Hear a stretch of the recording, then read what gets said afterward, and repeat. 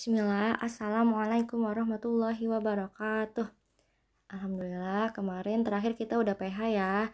Berarti hari ini kita sudah masuk bab baru, yaitu tentang pengolahan data.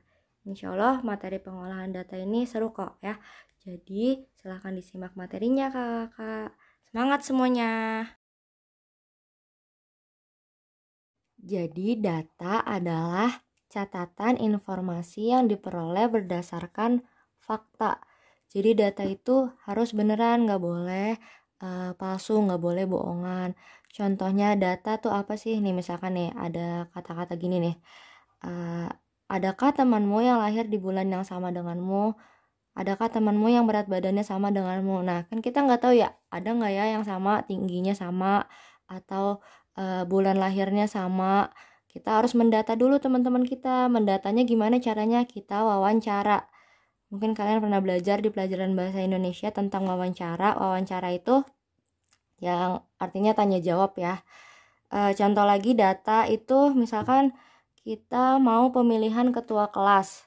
Pemilihan ketua kelas, terus kalian vote gitu, terus didata siapa yang milih, si A atau si B, si C. Nah terus kan didata kayak gini. Nah ini namanya data. Contohnya lagi misalkan data tuh banyak ya, contohnya misalkan ada data penjualan. Data penjualan, misalkan ini data penjualan ikan mujair dalam 1 bulan. Misalkan minggu pertama yang terjual ini dalam kurung kg ya, kilogram. Minggu pertama yang terjual 11 kilogram. Minggu kedua yang terjual 9 kilogram. Nah ini kayak gini, jadi didata dan biar rapih dibentuk tabel. Tabel tuh kayak gini. Ada juga contoh data yang nih, misalkan kalian mendata teman kalian terus dibikin tabel kayak gini. Misalkan nama siswa Mita, tinggi badannya segini, berat badannya segini. Nah, didata semua teman sekelasnya, misalkan tinggi badan dan berat badannya. Dan itu dengan cara wawancara, ditanya jawab gitu. Dan itu harus fakta ya. Tadi kan data artinya harus sesuai fakta, harus sesuai beneran. Jadi kalian gak bisa ngisinya tuh ngasal atau kira-kira atau bohongan aja deh kira-kira segini gitu. Nggak bisa, itu harus fakta, harus beneran, nggak boleh dipalsuin gitu. Nah ini sekilas aja tentang pengolahan data. Nanti untuk lebih ininya kita via Zoom ya, Ibu jelasin lagi via Zoom. Di sini Ibu ada contoh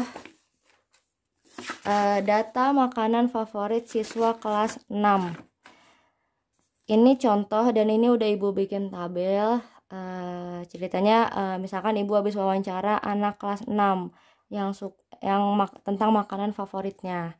Di sini udah Ibu bikin tabel gini, misalkan makanannya ada 5 ya, bakso, kebab, spaghetti, siomay dan burger. Yang di sini jenis makanannya. Terus di sini banyak siswanya. Berarti kalian bisa, kita tuh sekarang mau belajar tentang membaca data. Kalian bisa lihat yang suka bakso berarti 6 orang, yang suka kebab 9, yang suka spaghetti 5 orang, yang suka siomay 6 orang, yang suka burger 4 orang. Di sini ceritanya data di sini tuh nggak asal nulis ya. Pasti sebelumnya ada wawancara dulu siapa yang suka bakso, mungkin dengan angkat tangan atau ditanya satu-satu. Mungkin kalau kalian di sekolah, Ibu bakal nyuruh kalian wawancara temennya satu-satu gitu ya. Tapi nanti kita wawancaranya via Zoom aja ya sama teman sekelas. Ini ada beberapa pertanyaan yang bisa kita simpulkan dari tabel di sini. Nah, setelah didata, biar rapi dibikin tabel kayak gini. Ini namanya tabel. Pertama, berapa banyak siswa yang suka spaghetti? Nah, kita bisa tinggal lihat aja tabelnya. Yang suka spaghetti ada 5. Oh, berarti yang suka spaghetti ada, tinggal kita jawab 5 siswa. Terus nomor 2, makanan yang paling banyak disukai siswa kelas 6 adalah, coba kita lihat mana yang paling disukain. Kalau yang paling banyak berarti kita cari yang siswanya di sini nih, yang paling banyak yaitu 9 ya. 9 siswa paling banyak. Oh, berarti 9 siswa ini paling suka kebab. Berarti satu kelas ini makanan favoritnya tuh yang paling-paling yaitu kebab. Kita cari yang paling banyak nih dari data di sini. Terus nomor 3, jumlah siswa yang menyukai siomay dan burger. Yang suka siomay dan burger, kita cari dulu siomay berapa. Yang suka siomay 6 orang. Terus yang suka burger kita cari satu-satu ya, siomay sama burger. Yang suka burger 4 orang. Nah itu kalau ditanya jumlah berarti tinggal kita tambahin. Berarti yang suka siomay sama burger 6 tambah 4. Berarti 10 siswa yang suka siomay dan burger. Terus nomor 4, berapa banyak siswa yang menyukai makanan selain kebab? Ini ada kata-kata selain ya. Kalau kata-kata selain berarti selain kebab, kebabnya nggak ikut. Berarti kebabnya kita ilangin dulu. Kita tutupin dulu nih yang kebab 9 orang. Kita tambahin ya siswa yang suka makanan tapi selain kebab. Yang suka bakso 6. Yang suka spaghetti 5. 6 tambah 5, 11. Ibu tulis aja deh. Yang suka bakso 6. Kebabnya nggak ikut ya. Yang suka spaghetti 5. Yang suka siomay 6. Yang suka burger 4. Terus kita tambahin 6 tambah 5 11. 11 tambah 6 17. 17 tambah 4 21. Berarti yang suka makanan selain kebab ada 21 siswa. Terus nomor 5, berapa selisih banyak siswa yang menyukai burger dan kebab? Di sini ada kata-kata selisih, mungkin kakak baru dengar. Selisih itu artinya perbedaan. Nih Bu, ada contoh dulu deh.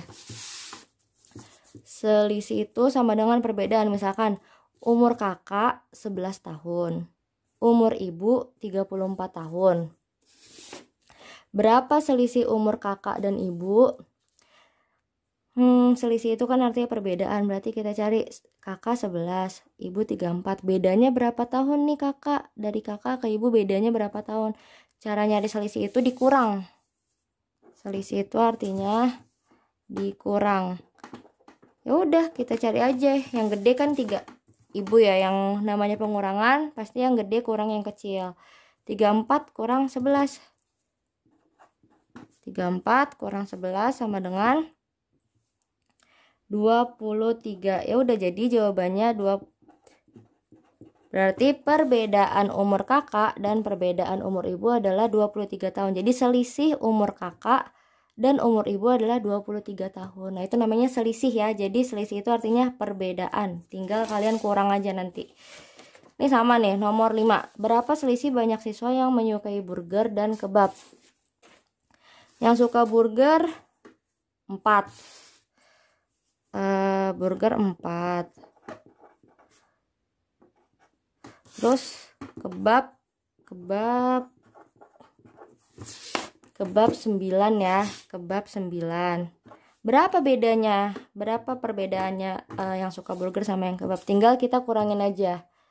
Tapi bukan 4 kurang 9 ya. Kan nggak bisa, kalian belum belajar itu ya. 9 kurang 4. 9 kurang 4 sama dengan 5. Berarti 5 siswa. Selisih banyak siswa yang menyukai burger dan kebab adalah 5 siswa. Terakhir nomor 6, jumlah seluruh siswa kelas 6. Di sini kan nggak dikasih tahu ya. Satu kelas tuh ada berapa siswa sih? Kita nggak tahu, tapi kita tinggal lihat aja di sini. Nih. Di sini mereka udah nulis makanan favoritnya masing-masing, tinggal satu kelas tuh ada berapa orang sih siswanya?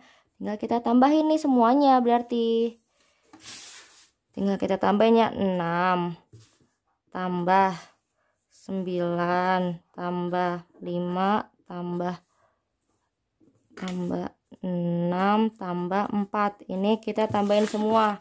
Kalau kita pengen tahu satu kelas tuh ada berapa orang sih? 6 tambah 9 15. Sini aja deh, 6 tambah 9 15. 15 tambah 5 20. 20 tambah 6 26. 26 tambah 4 30. Ya udah, berarti satu kelas itu ada 30 siswa. Nah, ini adalah contoh kesimpulan yang bisa diambil dari tabel ini ya. Insya Allah nanti kita bahas lebih lanjut via Zoom.